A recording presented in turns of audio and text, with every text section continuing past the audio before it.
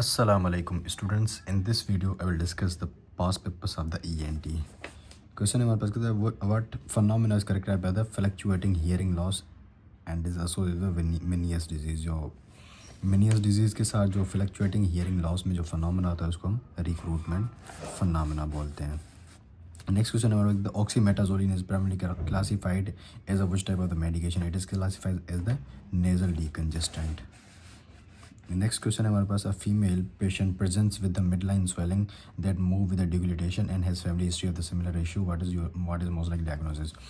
डिग्लूटेशन मतलब क्या, एक चीज़ है जो आपके पास क्या swallowing से जो ना वो मूव कर रही है और उसकी जो ना फैमिली जो ना किस फैमिली हिस्ट्री भी है.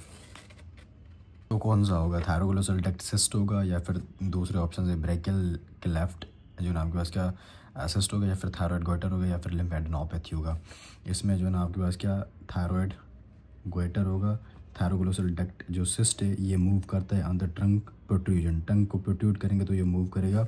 बाकी जो डिग्लूटेशन या फिर स्वेलिंग के ऊपर जो मिडलाइन स्वेलिंग मूव करेगी आपके पास कौन सी होती है, थायराइड स्वेलिंग या फिर थायराइड मैलिग्नेंसी या फिर गोइटर होता है. ठीक है. नेक्स्ट क्वेश्चन है हमारे पास child presents with the neck mass and that is smooth, round and compressible and doesn't increase with the size and doesn't increase with the size and with the straining. What is most likely diagnosis? एक बच्चा आया है जो कि नेक में मास है, ठीक है, और वो जो ना कंप्रेसिबल है और स्मूथ है लेकिन क्राई कर रहे हैं ऐसे, वो जो ना उसकी साइज़ इंक्रीज़ नहीं हो रही. हेमेंजियोमा में आपके पास क्या होगा, वेसल्स की जो ना आपके उसका रेडनेस वगैरह होगी. लिम्फेडेनोपैथी में जो ना वो कंप्रेसिबल नहीं होते, ठीक है, लिम्फेडेनोपैथी. एंड जो आपके पास थायरोग्लोसल डक्ट सिस्ट है आपके पास कौन सा क्या होगा, टंग प्रोट्रूजन पे वो मूव करेगा. So it will the cyst hygroma. बच्चा है तो उसमें सिस्ट हाइग्रोमा ही होगा usually. And the pain of the ethmoid sinus typically felt and in which area. जाहिर सी बात है इथोमॉइड साइनस कहाँ पर होता है, बिटवीन द आइज. उसका पेन भी फील वहीं पर होगा. ठीक है. नेक्स्ट है हमारे पास which organism is known to cause the destruction of the bony part of the nasal septum. कल मैंने क्वेश्चन करवाया था ना कि जो ना अल्सर थी आपके पास किसके ऊपर, नेजल सेप्टम के ऊपर. सो कौन सा कौन सी थी, वो सिफिलिस था. सो यहाँ पर भी क्या होगा, सिफिलिस होगा. ठीक है. टीबी, फंगल इन्फेक्शन या फिर स्टेफ फोरियस नहीं होगा. नेक्स्ट क्वेश्चन है what is the primary ion concentration in the endolymph. Endolymph में आपके पास कौन सी ज़्यादा होती है, पोटेशियम ज़्यादा होती है. वाइल इन द पेरिलिम्फ आपके पास क्या ज़्यादा होती है, सोडियम ज़्यादा होती है. नेक्स्ट क्वेश्चन है हमारे पास which of the following is a leukotriene receptor antagonist. Leukotriene receptor modified drugs कौन से आते हैं, मोंटेल्यूकास्ट, ज़ेफाल्यूकास्ट एंड ज़ाइल्यूटिन आते हैं. So it will the montelukast like. Next question हमारे पास which cranial nerve provide the sensory innervation to the middle ear. आपके पास कौन सी चीज़ें, कौन सी नर्व होती हैं, 9th and the 10th nerve होती हैं. ठीक है. So glossopharyngeal and the vagus is the right option.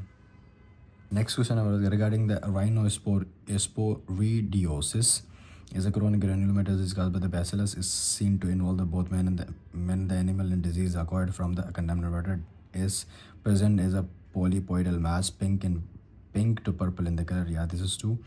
ये जो ना polypoidal एक mass होता है. ठीक है.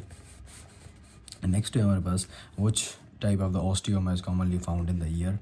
एंड जो ईयर में होता है वो आपके पास क्या सेजाइल भी हो सकता है, पेडिकुलेटेड भी हो सकता है, लेकिन सेजाइल मोस्ट कॉमन होता है. ठीक है. नेक्स्ट है हमारे पास young male 22 year of age had a history of the left-sided ear discharge for the last 3 years. The discharge was continuous and foul smelling, the scanty and occasionally tinged with the blood. Now complaining of the headache, nausea and vomiting. The most probable diagnosis or most palatable explanation is मतलब क्या discharge था 3 साल से है, continuous है और foul smelling है. So it is a CSOM. लेकिन अभी क्या हो रहा है, उसको हेडेक भी हो रहा है, नोजिया भी हो रही है, वॉमिटिंग भी हो रही है. So it will be the tubotympanic type है या फिर जो ना आपके पास क्या नहीं है. दिस इज़ एन एटिकोएंट्रल बिकॉज एटिकोएंट्रल में आपके पास क्या स्केंटी एंड ब्लड डिस्चार्ज होता है. So it will be the excluded. And COSM with the intracranial complication, या this is true. Brain abscess भी नहीं है एंड मैलिग्नेंट ओटाइटिस एक्सटर्ना भी नहीं है. नेक्स्ट है हमारे पास क्या which muscle is responsible for the adduction of the जो ना आपके पास क्या vocal cords. Posterior cricoarytenoid is the muscle, right.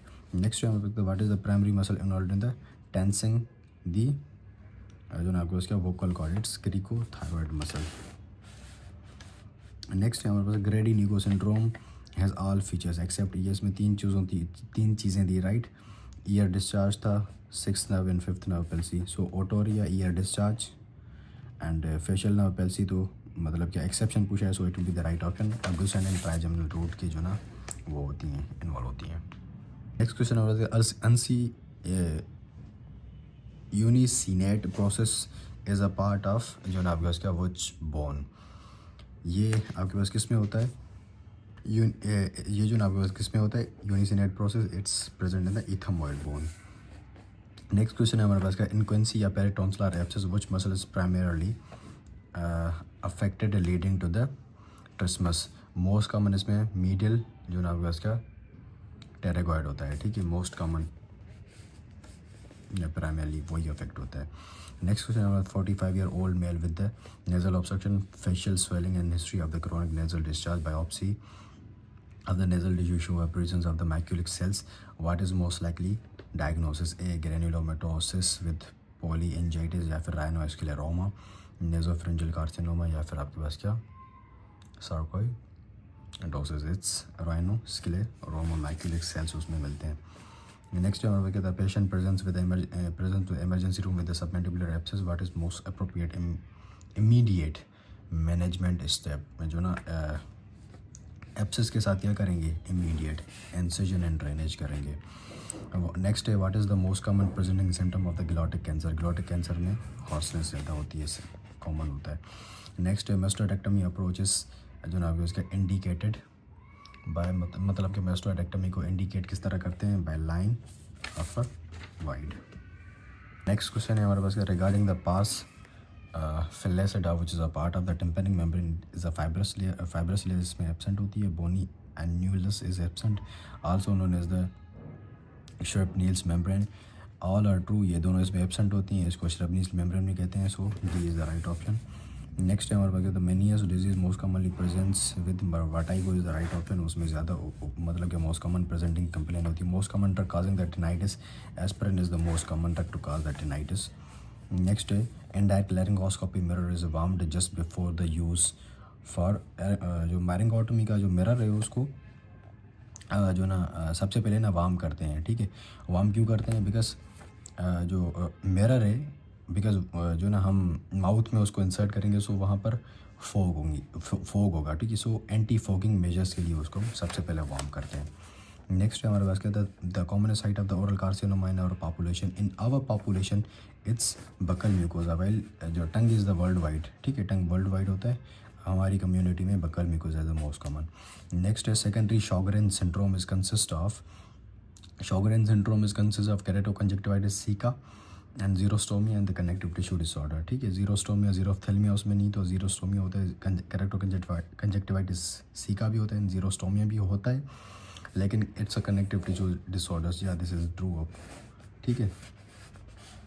Next हमारा which of the following statement about the antrochoanal polyp is correct, it is primarily caused by the infection arise from the जो ना maxillary sinus, या this is true, they arise from the maxillary sinus, antrochoanal polyp वहाँ से arise होते हैं। Next question है हमारे पास the chances of the regional lymph node mets are highest in the cancers of there, it's highest in the nasopharynx, nasopharynx से जो tumours होते हैं उसमें लिम्फ नोड के मेट्स ज़्यादा होते हैं। नेक्स्ट है 40 year old teacher presence of the vocal nodule the most therapeutic measure is, अगर टीचर है तो टीचर का क्या काम होता है, ज़्यादा बोलना, ठीक है, सो उसको वॉइस रेस्ट देंगे, थेराप्यूटिक मेजर उसमें वॉइस रेस्ट ही होगा। Next question about the 50-year-old man has developed a lymph node in the upper cervical region. On examination, his upper aero digestive tract failed to show any primary lesion. He is a smoker and take alcohol as well. In the most appropriate step to the diagnosis, यहाँ पर उसको ना lymph node है अपर cervical legion में, लेकिन कोई भी examination मतलब क्या वो फेल हो गई है प्राइमरी लीजन को लोकेट करने में, so is a smoker and alcohol, so क्या करेंगे ताकि जो ना नेक्स्ट स्टेप सीटी स्कैन करेंगे ताकि जो ना लीजन को देख सकें, ठीक है।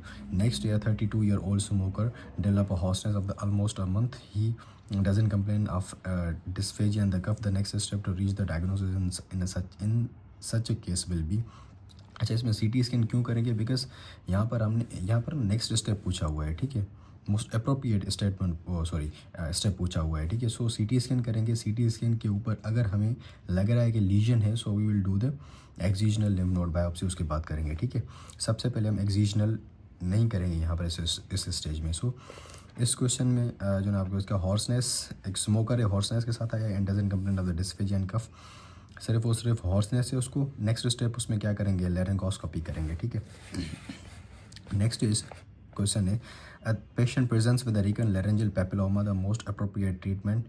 जो अगर रिकरेंट आपके पास क्या जो लेरेंजियल पेपिलोमा के साथ पेशेंट आ रहा है, सो उसमें हम CO2 लेज़र करते हैं। नेक्स्ट क्वेश्चन हमारा the most common benign tumour found in the external ear is a keloid और द कॉन्ट्रोमा और जो ना osteoma. Osteoma is the most common benign tumour presents in the external ear. Next question है the rhinophyma is primarily associated with which of the following condition? It is associated with sebaceous gland hypertrophy.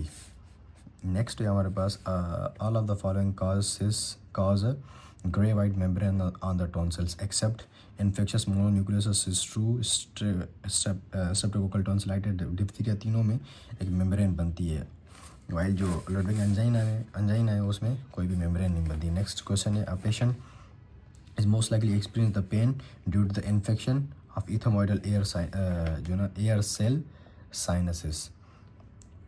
जो ना pen कहाँ पर होगा? इथेमोइड sinus का infection है, जाहिर सी बात है बिटवीन दी आईज ही होगा पेन, इथेमोइड साइनस का इन्फेक्शन है। तो नेक्स्ट क्वेश्चन है your patient presents with the complaint of a mass on her right cheek which she is slowly जो ना आपको उसका इलाजिंग बायोप्सी शो प्लेयोमार्फिक एडिनोमा। क्या करेंगे?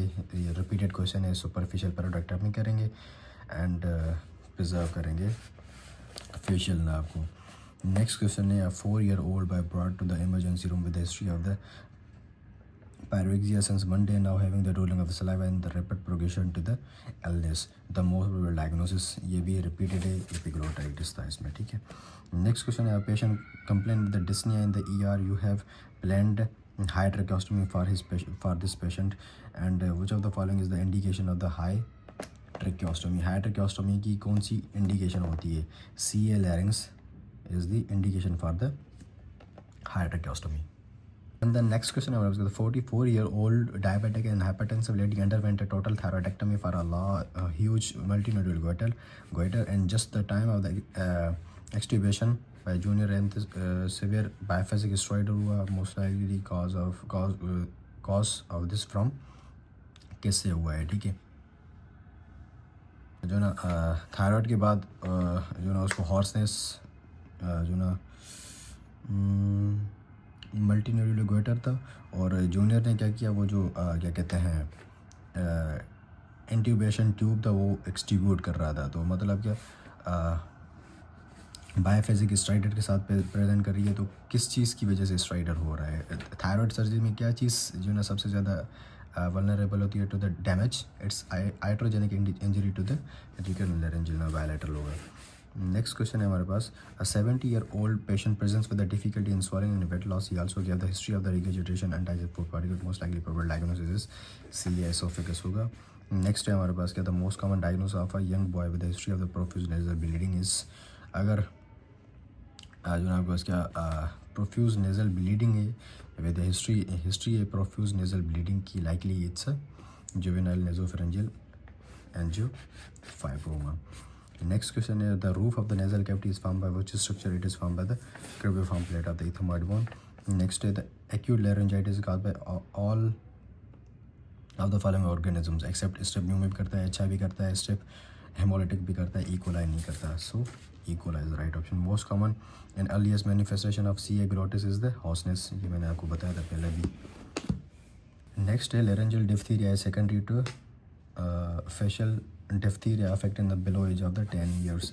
फर्स्ट डे करता है क्वेश्चन में, ठीक है। इस तरह के क्वेश्चन था डिफ्थीरिया से रिलेटेड। नेक्स्ट है 35-year-old male come in OPD with a complaint of soreness and the burning sensation at the oral cavity and especially with the spicy food। Burning sensation in oral cavity with spicy food is a feature of OSF, ठीक है। He also difficulty opening in the mouth, मतलब क्या trismus भी है, ठीक है। ये सारे फीचर्स किसके होते हैं? OSF के होते हैं। एंड जो इसमें हिस्ट्री होती है वो बीटल नट च्यूइंग की होती है, ठीक है। So it will be the OSF।